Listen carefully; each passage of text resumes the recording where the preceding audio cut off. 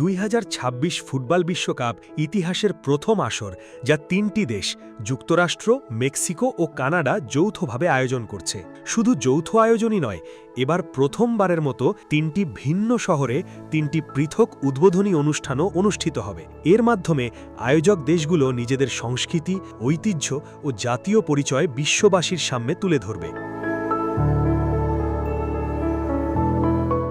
বিশ্বকাপের প্রথম ম্যাচে মেক্সিকো সিটির ঐতিহাসিক আজতেকা স্টেডিয়ামে মেক্সিকো মুখোমুখি হবে দক্ষিণ আফ্রিকার।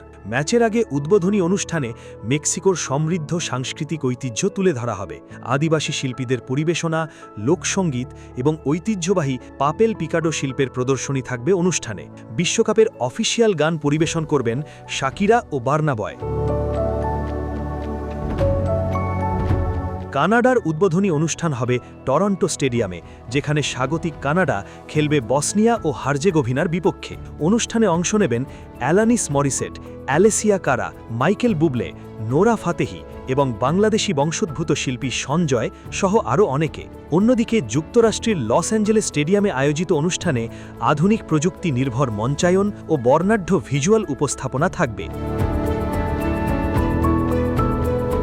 কেটি পেরি, অ্যানিত্তা, লিসা, রেমা ও ফিউচারের মতো বিশ্বখ্যাত শিল্পীরা অংশ নেবেন। তিনটি শহরে তিন ধরনের আয়োজন হলেও সবার লক্ষ্য এক: ফুটবল, সংস্কৃতি ও সঙ্গীতের মাধ্যমে বিশ্বকে ঐক্যের বার্তা পৌঁছে দেওয়া।